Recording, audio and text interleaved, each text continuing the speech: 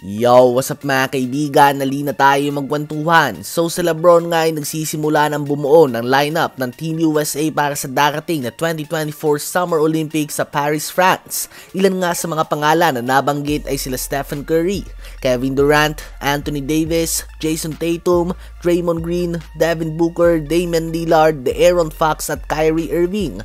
Ganun pa man bagamat syuin na nga mga ibang pangalan dito, ayon sa former USA team member Rudy Gay ay dapat na bumalik ang USA sa sistema kung saan may tryouts para makasali sa team na ito.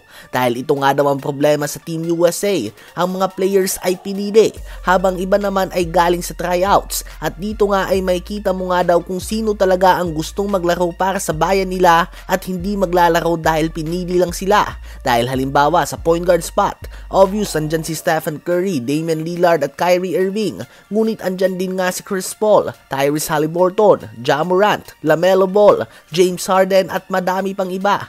Bagamat mas magaling ang ibang players, it's all about the fit sa FIBA game mga kaibigan. Dahil kahit nga ang players sila ay lahat pa nag-a-average ng 25 to 35 points per game sa NBA, hindi naman yan lahat gagawa ng 35 points sa isang game. May iba nga dyan na 8 points lamang ang gagawin o mas mababa pa. It's all about players who can make an impact sa game without scoring and being the number one option of the team. Perfect example ay si Jimmy Butler. Mas pinagaling nga ito na version ni Josh Hart mula sa Team USA ngayon. Payag nga ni Kyle Kuzma ay kailangan handa ang mga players ng Team USA na maging role player at gawin lang kung anong kailangan ng team upang manalo. At handa nga si Devin Booker na gawin ito mga kaibigan. Ang shoot first and shot creator na si Devin Booker ay handang maging role player upang makuha ng Team USA ang gintong medalya para sa 2024 Summer Olympics. Well, I agree with Kuzma mga kaibigan.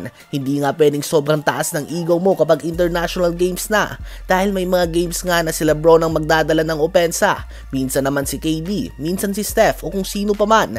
Tulad lang noon, minsan si Kobe, minsan si Wade, LeBron, Melo, or even Dwight Howard. At dahil dyan ay kailangan talaga ng pa-tryout upang malaman nga talaga kung sino ang determinado na makipag-agawan ng pwesto at gustong i-represent ang USA sa Olympics, hindi lang dahil sa sila ang pinili ng mga coaches o ng management o kung ano pa man. Kayo ba mga kaibigan, ano ba masasabi nyo tungkol dito? Habang si Draymond Green naman mga kaibigan ay naging totoo sa kanyang exclusive one-on-one interview sa ESPN. Diretsahan niyang sinabi na ang goal niya ngayong season ay ang mabigyan si Chris Paul ng singsing.